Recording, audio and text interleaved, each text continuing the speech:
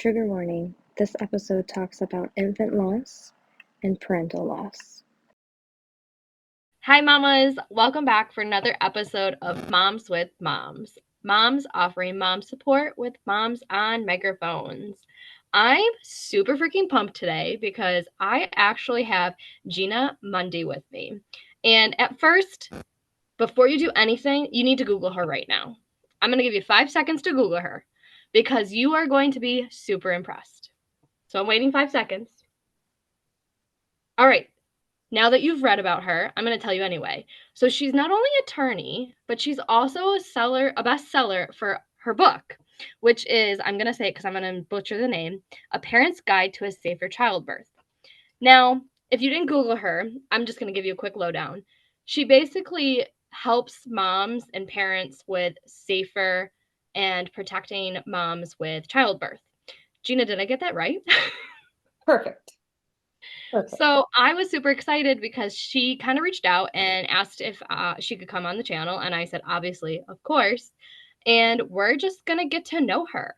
So Gina, what are 3 things that you think that our mamas should know about you? Well, thanks for having me on your show, Courtney. I am super geeked for today. Thank you. So I think there are 3 important things. Number 1, my most important job, being a mom. So I have a 19-year-old daughter. I have a 15-year-old daughter, and then I have a 9-year-old son. So if you notice the gap is because I've always been like a working mom. So I kind of spread them out so I could, as one went into kindergarten, I'm like, all right, next, type deal. So with that said, I've been a practicing attorney for over 20 years. I specialize in something called childbirth cases. I never even knew my profession existed until the day I started. But it's like new information. It was very fascinating because no one teaches you about like what I do. So basically during the birth of a child, when something goes wrong and baby's not born healthy, or baby passes at birth, or I've had some super sad cases where actually moms passed away at birth, or during the birth of her child, then I'm the attorney on the case. So I come in and I'm like, all right, what the hell happened? Yeah. More importantly, I'm like, all right, what should have been done so mom could have raised her baby? What should have been done so baby was born alive? So those questions, I traveled a lot as a working mom because those questions took me all over this country, every hospital system, every state, just meeting with delivery teams to, hash out every aspect of labor and delivery. So that takes me to the third thing that I'd like everyone to know. But basically, I took that experience and I wrote a book, like you just said. So I'm an author. But basically, the reason I wrote that book is instead of getting involved in the aftermath of something going wrong, I'm trying to get involved before childbirth to make sure that, these mistakes and complications that I have seen for over 20 years don't happen. I think all of us, most people are guilty of this, but, bad things only happen to other people, not me. And let me tell you, they learn a lot after childbirth in the aftermath of something going wrong. But yeah, that mentality, that's rough. But yeah. So when you started as a lawyer, did you start out in the profession and the part of it that you are in now? What was it called? So technically, I'm a birth trauma attorney, but usually I say childbirth cases because I don't like the word child, but birth trauma was my department or whatever. No, so basically I wanted to be, you don't learn about this profession at all, anywhere, never heard of it, never even knew something from like, what? There's mistakes during childbirth and babies die? What? So, so basically I wanted to be a real estate attorney. I went to a larger firm, got my first job in birth trauma in hopes of transferring to the real estate department when something opened up. But then I got my first case in February 2003, and I was just completely blown away. I was like, whoa. And then talking to experts, and they're like, no, this baby shouldn't have died. And I'm like, what? Why? And then you start learning and it's fascinating because you just have these precious lives that are, eventually gone. And you're just like, and I'll tell you, when a mistake takes the life of a child, a baby like that, oof, that Well, it's really nice to know that moms and also dads, like if they lose the mom, they're protected. It's not something that just happens and you move on from it. I mean, not that you could ever move on like that, but you have protection. And I didn't, like you said, I didn't even know that existed until I Googled your name and I saw that. I'm like, whoa. I went down an intense rabbit hole of learning about all of that. And no one talks about this. And no one talks about your rights. You don't really, they talk about a birthing plan and how you should have a birth plan and how you should have this, but they don't talk about like the ways that you should be protected and the ways that people should make sure you have this set in stone, this set in stone. So I think it's really nice to know that there's this piece of pregnancy and obviously postpartum too, because this could happen after postpartum, that helps you. Oh yeah. Oh yeah. I mean, here's the deal. During childbirth and whatnot, like mom is ultimately the decision maker, Yes. which is why it's super important to have an understanding of childbirth before you walk in that door. Because I'll tell you, in a lot of these cases, these families are one decision or minutes from a healthy baby. So those decisions are huge, and you're the decision maker. Your Yeah. doctor, your nurse, your midwife, whoever the heck is on your delivery team are your medical advisors. They can guide you, they can make recommendations. You decide. No one has to stick an IV in your arm. Nobody can start PIT. Nobody can do a vacuum. Nobody can do a C-section, blah, blah, blah, unless you say, okay, or I agree, or that's what I want. So, and that goes for postpartum care. It goes for everything. I mean, it's your baby, it's your body. You are the decision maker. So just, but with that said, that sounds great and all. You now have a responsibility when you think about it. Like you have a responsibility to make those good decisions. And sometimes doctors or some, hospital staff, the nurses or whatnot, they'll give you some options. So, it's important to have a good understanding. And I think everybody wants to get the nursery ready, buy the cute baby clothes. What stroller are we going to get? Listen, as a childbirth attorney, I'm like, get ready for the big day. Make sure that you're bringing baby home to put the cute clothes on and put in the Yeah. stroller and whatnot. Give me 5 seconds. He's getting fussy. Oh, of course. Brief pause because mom life. I love it. So he sometimes makes an appearance, and today he's going to make an appearance because we have no choice. Hi. Hi, buddy. Let's talk about how you were a working mom and how, like, you did say that your kids are spread out. So what was it like the first time around? Yeah. So basically, I had my first child a year into my career. Yep. So that's rough because, you're just graduating law school and you are now that brand new associate attorney and you're expected to work an insane amount of hours. So I'm pregnant within the first year. So, but at that point, you're pushing 26, 27, and I'm like, so basically, I have I have my daughter who's 19 now. She was born on April 4th, 2004. So her birthday's 4404. I always love that. And so basically it was great. I ended up having, a C-section because I think of what I do. I can't relax, and B, I'd wanted a C-section, but back in 2004, they were like, no, we really don't do elective C-sections. So, it was a rough go. So anyway, but it didn't matter. Once I went into labor, they were like C-section. So anyway, but for the first 3 months or whatever, I was home with her, and then that was it, back to work. And the issue I had was I was in a location. So my in-laws were the caregivers. Well, they were a half hour north of me, and my work was a half hour south of me. So it was like, yeah. So basically on Mondays, it was so hard. I would drop her off on Mondays in the morning, and I would pick her up on Tuesday nights, be home Wednesday with her, and then drop her off Thursdays and pick her up on Fridays. And not only that, but I traveled around the United States for most, for especially at the beginning. Well, yeah, So you're the woman on the totem pole, so they probably were like, okay, you got to go yeah, here, here, and here. Yeah. So there, yeah, my parenting for the first one, not great. So, but it's hard. You're a new attorney, you're trying to make something, new attorneys work a It makes lot, you a right? So, poor parent. I feel like you were trying to learn. You were trying to figure out, okay, how do I stay a working mom, provide for my child, but also be a parent? So I don't think that's poor parenting. Give oh, yourself some more credit, girl. That's not poor yeah. parenting. That's just I'm like, like, oh, how the hell yeah, do I do this all? yeah, yeah. So then I waited a few years, waited, 4 or 5 years, 4 years.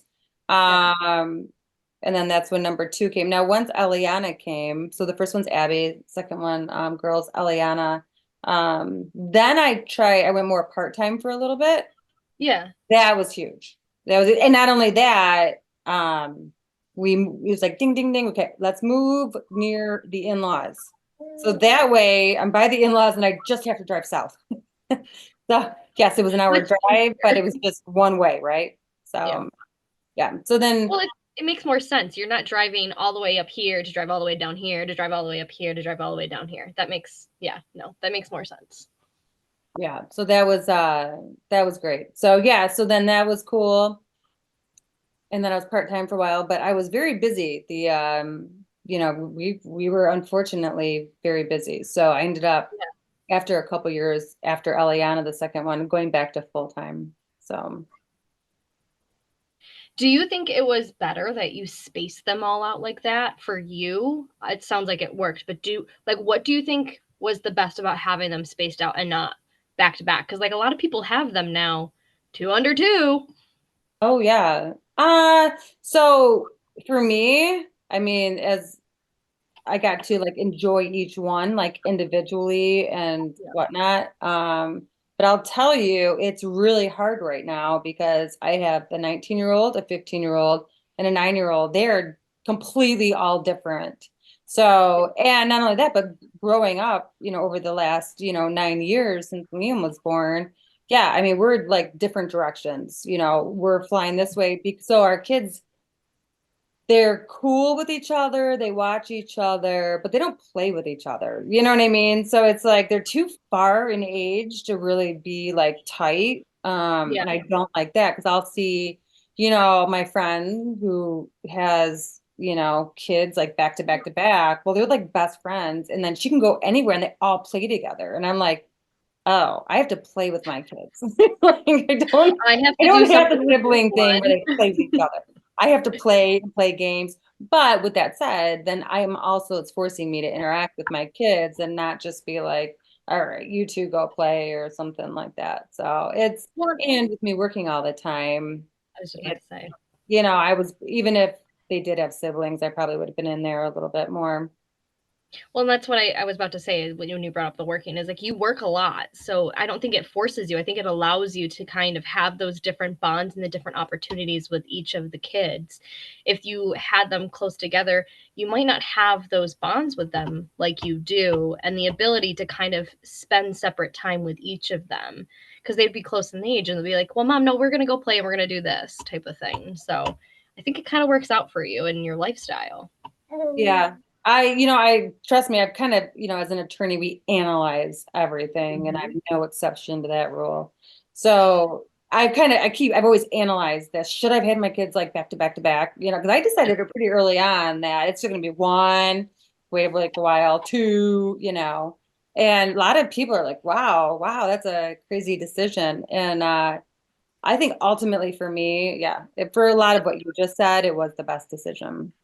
High five. So when you were, let's see, like the first 5 years, you already had your baby, your first baby and everything, because you said, oh wait, no, you were there for a year when you got pregnant. Yeah. So what do you think from doing what you do? What do you think it kind of taught you? Shh, this isn't your show. What do you think it taught you going into childbirth? Like, what are the things that you think that you knew before Oh, you that mean helped? what I do? Yeah. Yeah. So yeah, like I said, I've been in a year. So basically, this is in the book. Childbirth attorneys, because we can't unsee what we've seen. We can't undo what we know. It's hard for us to relax during childbirth. It's almost too stressful for us. So childbirth attorneys typically have literally they have C-sections, 39-week elective C-sections. So I was pregnant, so was my friend who was a childbirth attorney. And this is actually in the book, but she because elective C-sections in 04, 03, and 04, not acceptable. So she's like, she tells them she had genital herpes, which back then they're like, C-section. Yep. We didn't even have genital herpes. She's like, Gina, just tell me you have genital herpes. I'm like, I'm not telling my doctor I have genital herpes. I'm just not doing it. I'm not putting it in my medical record. It's not true. I'm not doing it. So, Yeah. but my doctor was like, Gina, we're really not supposed to do elective C-sections. And I'm like, yeah, but I've seen some bad stuff and I'm kind of scared. And he was an awesome doctor. And, he's like, you're gonna be fine. But I'll tell you, I woke up with my oldest and I was in hard labor, like hard. And I was Yeah. like, and I woke up just, my body's like, it's time right now. I mean, when I got to the hospital, they're like, you're dilated to 8. It's my first baby. I'm like, okay, you're wrong because you're a resident. And Yep. I'm like, I'm not, I know for a fact I'm not dilated to 8. And I wasn't. But I was in such hard labor that it just everybody's like, she's gonna have this baby right now. Anyway, Abby's heart rate dropped, which is, it's very normal in labor. But I think with me, I wanted a C-section anyway. I was completely uptight. I was not a That is relaxed scary. situation for me at all. They were like section. So that was it. So because I would stare, they'd put the baby's heart rate.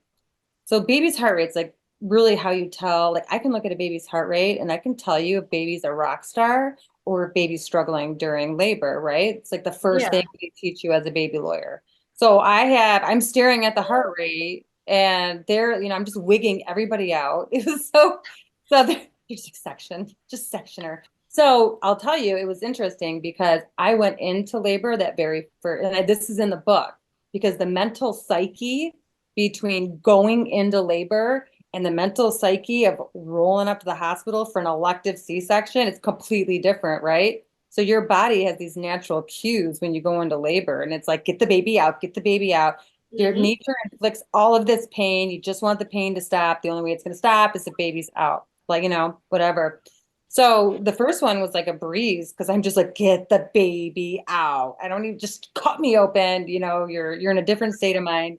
So then I roll up with Eliana and, like 7 a.m. for my elective C-section. And they're like, here, fill out this form. And I'm like, okay.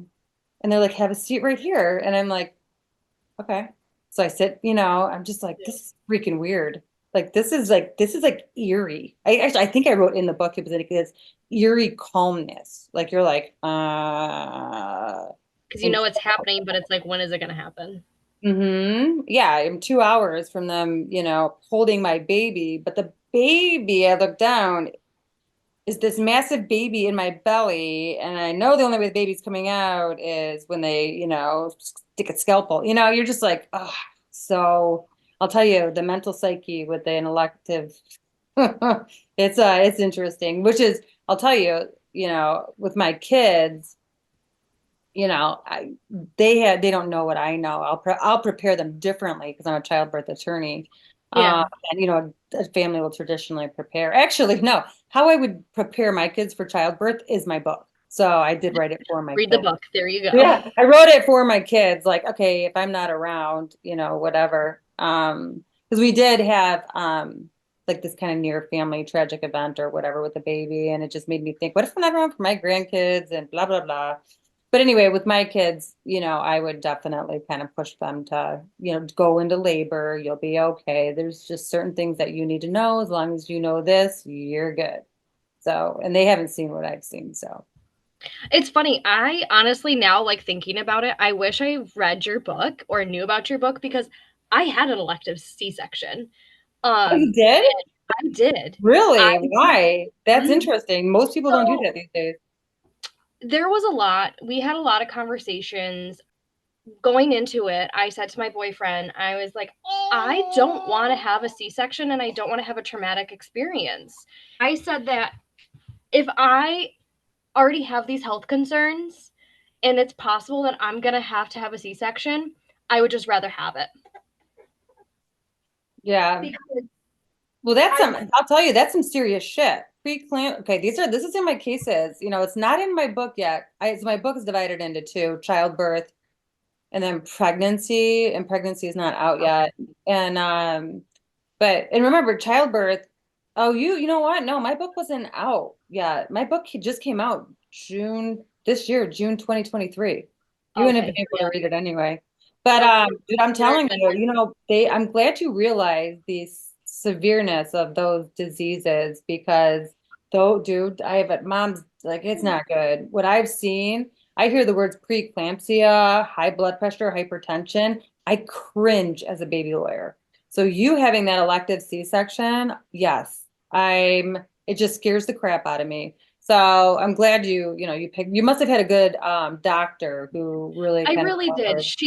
I will say she was absolutely phenomenal because when we were talking about it, she was very honest. She had no opinion, never gave me opinion on it. She gave me straight facts, medical facts. And that's what I needed because I'm a very analytical person and I research everything. So I knew, hey, I'm having these health issues. And I said to her, we had the conversation. It was a month before I was due. And we went in and I said to her, I said, can I do an elective C-section? And she was like, okay, tell me why. And I said to her, I said, you tell me what the likelihood of me having a traumatic experience and me having a C-section. And she's like, well, most cases, the trauma of moms freaking out and all of that is because they're having a C-section and they weren't prepared for it. Okay, that's it. That's all I needed to know. And I'm glad that I had the C-section because I felt a sense of relief when he came. Like I wasn't tired, I wasn't stressed out. Mentally, I was okay. I was exhausted in a different way because I mean we had to go at 5 a.m. But I didn't have to sit there and worry about how he's coming, if he's gonna come safely. It was like you said, it was a different kind of worry. Like obviously, is something gonna go wrong during the C-section? But I didn't go in prepared saying, yep, my baby's gonna come out naturally, everything's gonna be great, and them telling me that's not happening, Courtney. Your baby's in distress. No. I didn't want that. I knew that was not going to be good for me. And it's kind of reassuring to hear you say that because it's like, okay, everybody thought I was crazy. They're like, well, why are you doing that? Because I don't want a traumatic experience. That's why. No, that's why baby lawyers have it. Like we can't even do childbirth. So, this is in the book, but the 39-week elective C-section is the lowest risk to baby. I have never, ever had a case involving a 39-week elective C-section. So yeah, so for me, I wouldn't want to say it's music to my ears, whatever, but I am a fan of a lot. Now, let me tell you, I get crucified every time I freaking say this, but I am totally a fan of elective C-sections at 39 weeks. I'm sorry, I've seen too much. It was 39 weeks that I had it too. Yeah, you get picture, like we have a baby pass away or something like that. This is again one of the hardest parts of my job, but we're like, okay, what pictures are we going to throw in front of a jury?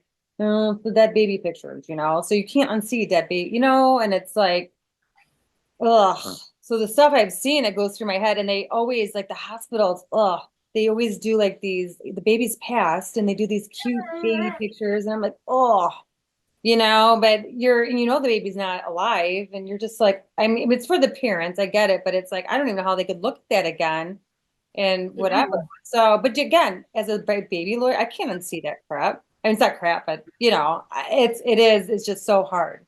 So, especially sometimes when I should say crap in terms of like it's a preventable mistake that took the baby, and then you see the pictures. It's just, whoa. Well, I mean, there's got to be, what's the issue? There's got to be something said, the fact that we have to have lawyers for this. Like, the fact that I mean, not saying that it's not good, but we have to have lawyers because there's knowledge that something's going wrong. Mm-hmm. I know. When it Trust me, shouldn't be you sound something like that goes me wrong. the day I started. I am like, what? What? You know, it was very like, oh, trust me, it was a rude awakening that day because, you know, I think as humans, we like to learn about new things and whatnot. It's just that, you know, what I do and whatever, it's just not really publicized. Yeah. You know, people figure it out when something goes wrong, but otherwise, you know, there nobody knows what we do. But I remember that first day, like, what? Just so you know, like when I started, I was on the birth trauma team. Like there was a whole team of us. So no, I had my cases. I had a lot of cases, but so did everybody on my team, which is a lot of mistakes, a lot of dead babies, a lot of brain damaged babies and dead moms. So The yeah, fact that there's a whole team and it's not just like one singular person also is yep, a red flag. And things happen. I don't want to make some of these doctors feel like they're absolutely terrible. Sometimes things happen. Your job is to find out to see, was it a mistake that could have been preventable, right? right. Or was it actually a mistake that wasn't preventable? That's No, I hard. do love the book. So in the book, I'm like, oh, I was gonna hold it up to show you a thing of it, but I have chapter 4. It's like how to pick the good doctor. So basically, because of what I do, I analyze doctors, right? Can I stick them in front of a jury? Are they the good doctor? Because I can't stick a bad doctor in front of a jury. So there's a whole, you know, kind of like analysis like that goes into everything. So um the last section of chapter 4, it talks about the doctor that we were at trial with. And she was a really good doctor. We got the jury awarded the family, you know, money or whatever, but she was a good doctor. And but yeah, there's a bunch of like good stories. Come on, this is funny. What, you want to see something cool? I just got this in the mail. It's a hardcover copy of my book as I'm opening it. So I've never seen a hardcover copy of my book. I've only seen the paperback. Ooh, so this is gonna be like your first Yeah, read. I'm like literally doing like an opening, right? You know what? This is the hardcover. Ooh. I know, right? And that's the back of me when I'm not in sweats. I'm You're like, so oh no, this is professional. it was Look at funny. I didn't you. realize this is funny. I didn't realize it, which is fine if it goes on YouTube or whatever. But I'm, you know, it's one of those days. Can you see this? It's fine. I'm fine. That's literally perfect. Everything is fine. Where did you get that? A small little town. It's like a touristy town in Michigan called Pentwater. It's That's really cute. I where I like go that. all the time. And OBGYNs are like a different breed of people. Like they've dedicated their life to, delivering babies. And I'll tell you, obviously, again, I've traveled the country talking with them, meeting with them. Most doctors, yes, some irritate me. I literally wrote that in the book. Some do.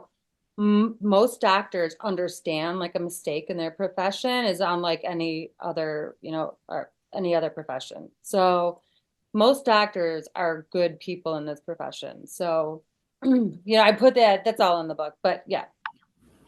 So Well, it's, it's I I think don't want to, same thing. I don't want to like knock, because just to clarify too, when these cases hit, I am the attorney for the delivery teams. I'm not the family's attorney. It's a very common misunderstanding.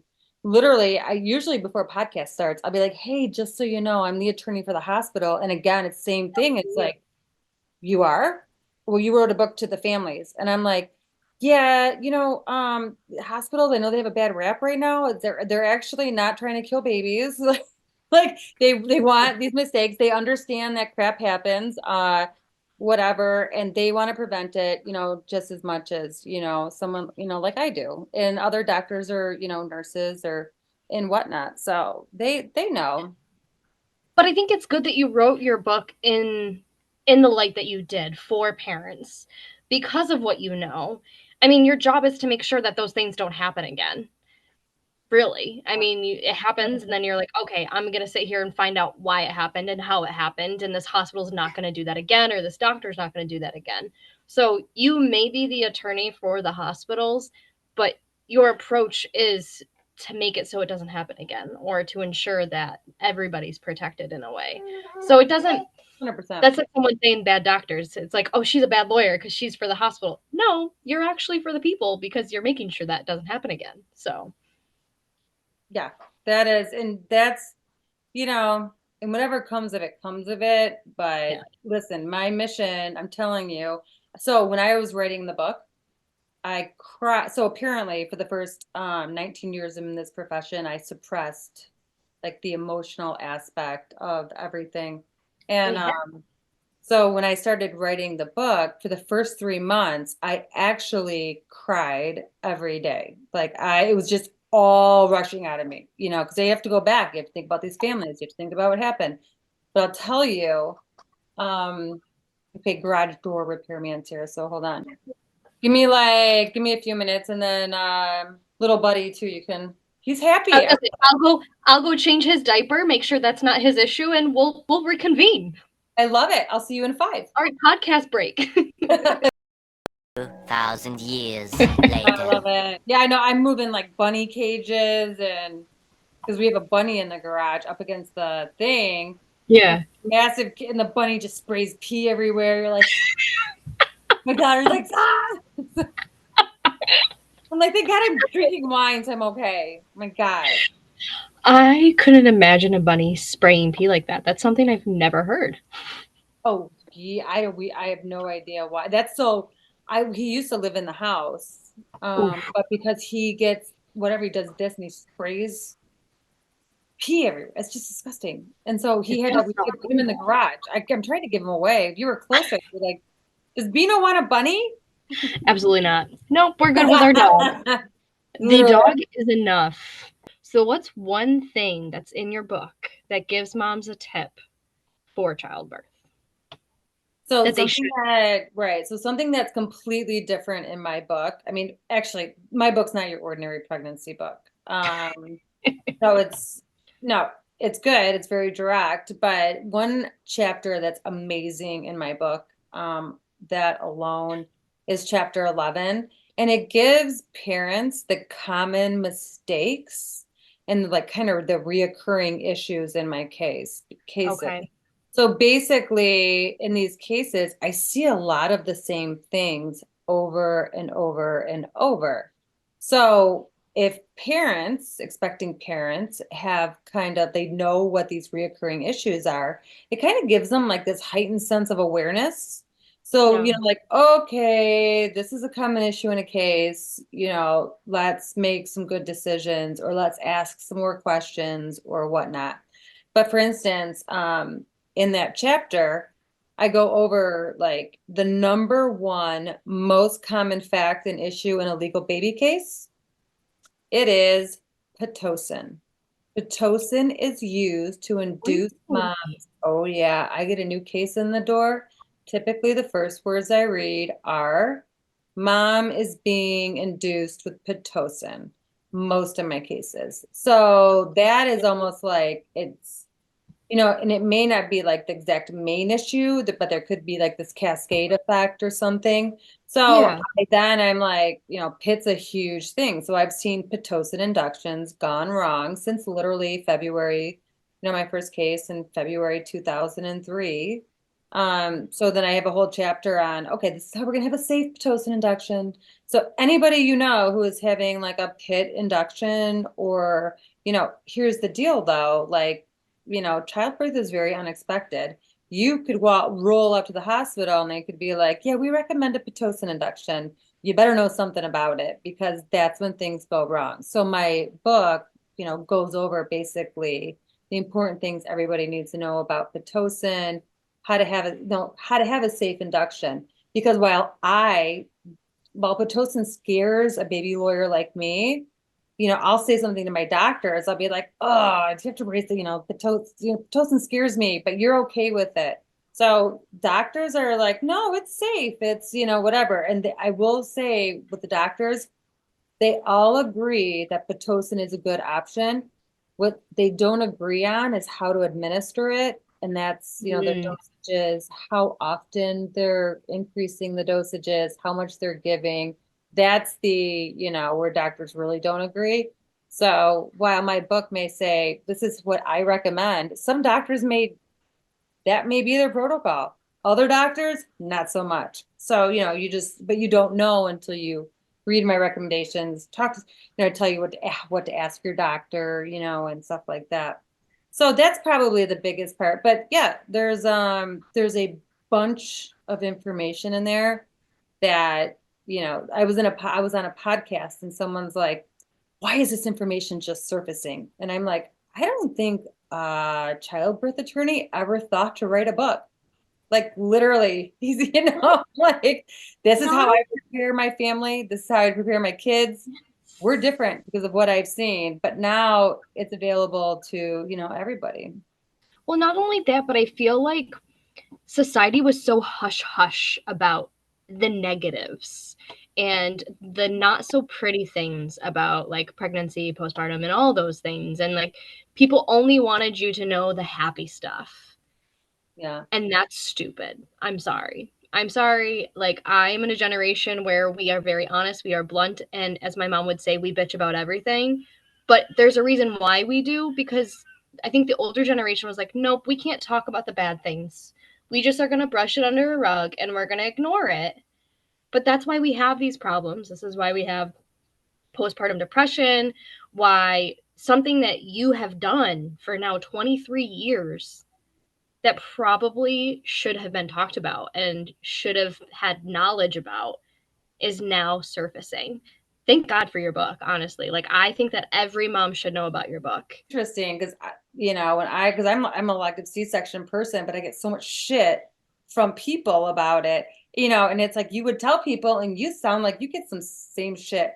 Well, listen, read my book, and then that way you're like, you know what? I read the book on safe childbirth.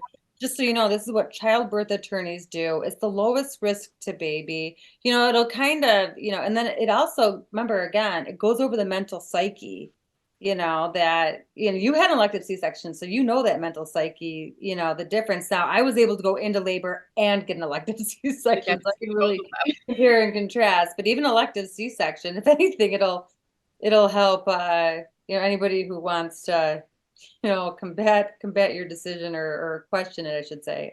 You can come back at them a little bit. Well, it's nice to know because I did all my own research, as I told you. I did all my own research and I literally looked at the risk and the rates, and that's why I chose to do the elective C-section.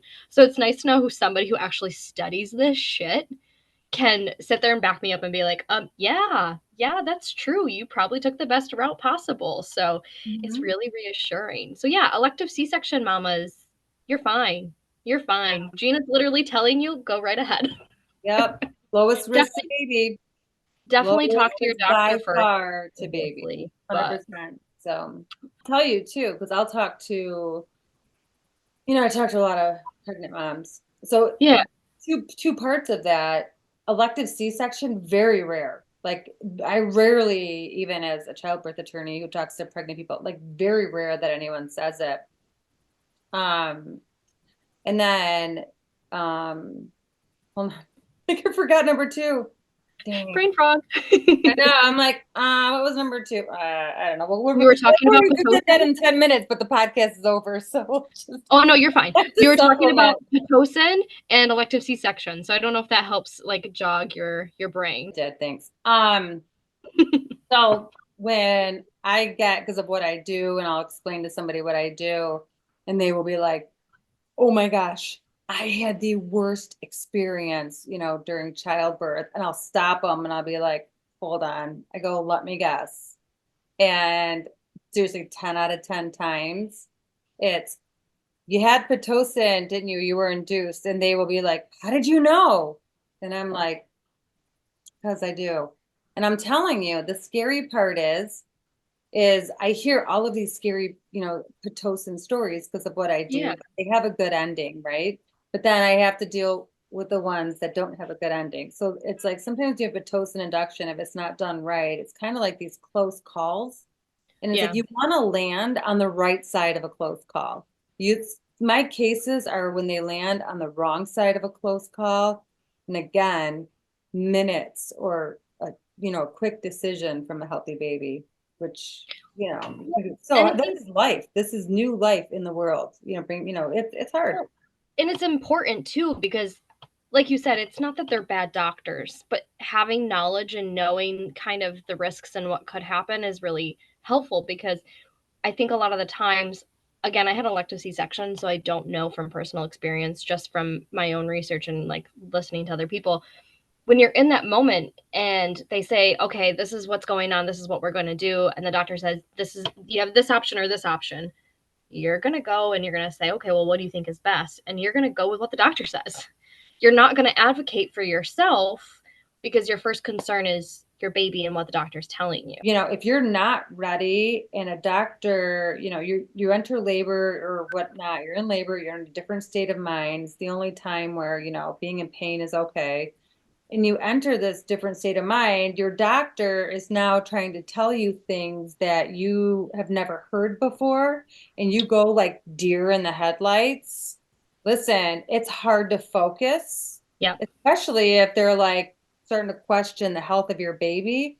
It is hard to focus. So if you're not ready because you didn't do a plan, it's really hard to make those good decisions. And that's when you start relying solely on somebody, hopefully they're having a good day, and they start talking to you about what you need to know. And hopefully they're telling you everything need to know to make a good decision. So backing the circle around or whatever. Yeah. It's the act of preparing. And that's what I really focus on. Well, in reality, like, you seem like someone who would ask questions, and I ask questions, but there are some moms who don't ask questions. Yep. So you're right. Not only are you a deer in headlights and you're not sure what's going on, you might not ask about, okay, what's the outcome of this? What are the potentials? What are the risks? Yep. Because again, you're in that mental state where you're like, nope, I just want this baby out of me safely. That's all I want. So your goal is the same thing as the doctor, but you don't know all of your things. And you're not going to ask. Yeah. So listen, I have a story in my book. It was my cousin. We're tight. We're like sisters, but she was like 38 years old, and her doctor kept pushing for a VBAC. So a VBAC is a vaginal birth after C-section. Well, she had just had her other C-section. So she had a C-section. She tried to deliver vaginally, ended in C-section. So now 2 years later, she's kind of like, okay, should I do a VBAC or an elective C-section? Her doctor was adamant. VBAC. Wouldn't even schedule her for a C-section. So and the whole time she wanted a C-section, she's like, I've already had a C-section. We'll just do a C-section. Obviously, she would communicate with me. And I'm like, listen, man, so your uterus is inside you. So no one can assess how your uterus healed from that prior C-section. And the risk of a VBAC, birth after C-section, is that initial incision where they go in, and they delivered the baby. The risk of a vaginal birth after C-section is that scar or the incision kind of breaks open, and then kind of baby like goes into the abdomen, and it's very bad for mom, bad for baby. Yes. It's called a uterine rupture. It's extremely bad. And so she's older, and I'm like, why are you messing with the vaginal birth? Like, come on, and I'm like, and she's beautiful. Like, she's 38, totally freaking hot. And I'm like, listen, why even screw up your vagina? Like, it doesn't bounce back like it does, in your 20s, man. Like, you've already had the C-section. I'm trying to like hit her from different angles, right? Because that makes she cares about all that shit. And she gets to the hospital. She's in labor. She went in early. She was like 35 weeks or whatever. And again, they want to do vaginal births. So she's calling me from the hospital again. So at this point, I take her down Main Street. I'm like, if it was me, like basically unequivocally, I would do a C-section. She does not make a decision with me on the phone. So I tell her what I think. I said, if it was me, all day long C-section. Yeah. Doctor's pushing vaginal delivery. Not only vaginal delivery, but jump started with Pitocin, which was like, oh, oh, So oh. you're As cringing at a this baby point. lawyer, I'm like, and Pitocin? I'm like, ah. Anyway, so she goes back to her doctor and she says, C-section. And the doctor takes her back and she does the C-section. And after the C-section, she comes back. The doctor comes back in the room to Allie and tells her something both of us will never forget. And it was basically she entered the abdomen and she got to the uterus where then, you make the incision to pull baby out. That her uterus, where the prior incision was made, was paper thin. And not only was it so thin, the baby's hair was poking out of it. So if she would have tried the vaginal birth, it would have ruptured, baby would have gone into her abdomen. And that's just really bad. Bad again, like no oxygen to be, you have minutes to Yeah. get baby out where baby is, big trouble. And same thing with mom. A lot of times those result in hysterectomies and mom can, it's very scary. Uterine rupture, you hear those words, read my book because it's nothing to mess with. And Well, but again, thank God she had me. yes. And I didn't tell her what to do. I told her, based upon what I've seen, these are the risks. I said, based on what I've seen, this is what I would do. You make your own decision. And luckily she, sided with me. So anyway, her doctor told her that and literally thanked her for not listening to her. And I'm sure that doctor has since then changed her practice. Because she Probably. was really, my cousin Ellie's like, she was really shooken up. Like, this could have been really bad. And thank goodness you did not Oh, listen. chills. The lessons from that story is, if there's a risk, because they kept saying the risk of uterine rupture is so low, you'll be fine. Most moms do this and they're fine. But That's a if it's severe not, risk. yeah, like, and then I'm like, I'm like, this is a statistical, like I was saying, this is like statistical, like risk, like these are stats. They cannot assess your uterus. Your uterus is inside you. They don't know what your uterus is going to do. So, but anyway, This is stuff like that, the moms really need to have an understanding. Luckily that day, Ellie made a really good decision, or it's very possible, her baby wouldn't be here today. worse. I'm really glad that she had you because I think that if she didn't, she probably would have taken the other route because that's what the doctor was saying. Not only was the doctor saying it, she was pushing for it and advocating where I liked your doctor gave you options or explained risks and benefits. Maybe this doctor was like my way or the highway to the point where my cousin, because she was choosing, she did want an elective C-section. She thought that was a really bad decision because of how her doctor approached it with her. And she's never seen her doctor since. I mean, she was done with that doctor because that was a very scary, obviously, situation. I do, in my opinion, I'm sure this is covered in your book, I do want to let moms know, like, elective C-sections aren't beautiful. And there is a lot that goes to elective C-sections. Like, you need to know that your recovery is going to be a lot harder. You definitely need support. Like, it's not when you give a vaginal birth. Vaginal, I know, right? I say vaginal like every day of my life, right? You're so used to it. I say I'm like vagina is like a second nature to me. But I'll say vagina. So I'll say vagina in a podcast, and they're like, "Oh, vagina," and I'm like, "I'm sorry." Like I say vagina every day of my life because of What we're talking about. vaginal birth. Now, so now in podcasts, I've actually focused on being like a natural birth. Just So if you have a natural birth, I've never had that. So I don't know what it's like. But from what I've heard is you kind of feel pretty great after like 2 days. A recovery from a C-section, you're not going to feel great after 2 days. It's going to take you a while. However, make the decision of what you want to do. Just know and be prepared that it's going to be a lot harder of a recovery. It's going to take a little bit longer for things. Me personally, that was worth it to me. I had a beautiful elective C-section. I was off my pain meds in less than 24 hours. And the only issue I had was I had swelling in my legs and it went all the way up to my knees for 2.5 weeks. But I was doing too much. So that was the problem, was I wasn't relaxing, and I didn't have to go back to the hospital. But the doctor called me and she's like, you need to chill. Take 24 hours to chill and do nothing. And I bet you your swelling will go down. No, I like that you did point out. So that in my book, again, yes, this is what baby lawyers do. This is whatever. But I do point out it's a major surgery. So you got to be It is. psychologically, physically, it is. But I'm telling you, like, I'm training for a 6-minute mile right now. So yeah, but remember, my last C-section was 9 years ago. And mine was 6 months ago.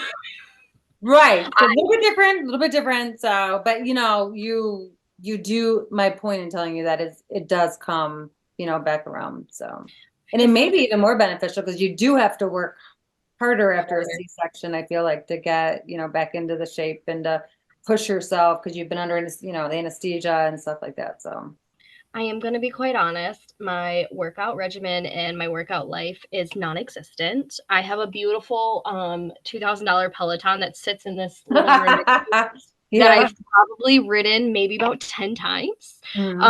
But mom life has definitely overtaken my routine and my life. So, and if I want to have a second baby, my whole conversation with my friend was, I don't want to do all this work, lose all this weight, look hot just to get pregnant again, gain all the weight back, and do it all over again. I'm comfortable with where I'm at, and that's all that matters. So, but that's okay. Oh yeah, no, that's pretty. So hold on. Now, if you're going to be like me and you're 4 to 5 years apart, you got to get back in shape. But yeah, you're going back to back. Well, yeah, no, I'd be eating my bagels and donuts. Well, I've actually become quite the housewife. I make sourdough bread now. I make homemade sandwich bread. So I'm gaining all that weight back from pregnancy. It's great. I'm living life. That's funny. You look great from Zoom. So you might be a little hard on yourself. That's all I'm saying. Well, when you go from 120 pounds to 185 pregnant, and then to I think I'm 165, it's like, whoa. Oh my gosh. I would never in a million years guess that at all. Thank you. That makes me feel great. Everybody keeps telling me to give myself grace. And if your name is Grace and you're watching this, I apologize. I hate you, Grace, because I can't give myself grace. I don't know who you are. It sucks. Some days are definitely better than others. But I have finally accepted that it's okay not to be in extra smalls and smalls anymore. I also have hips and a much larger ass. Even when you don't go naturally, they still go out. I know. Yes. And boobs. I've never had boobs. And if you time for those, yeah. Yes. I used to wear push-up bras because I was a very itty-bitty small bee. So my push-up bras gave me life. Now I want to get rid of them.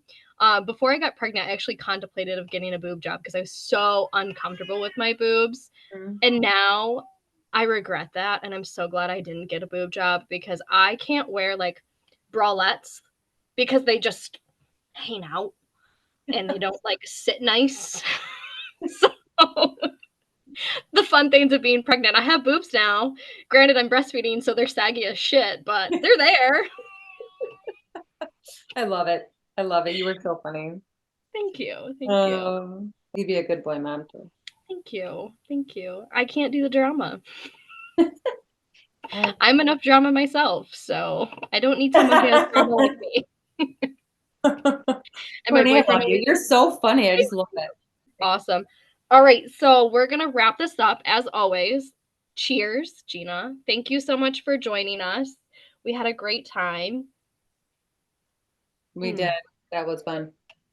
All right, guys. So what I'm gonna do now is I am going to have the name of her book right here. Please go check it out. Please buy it.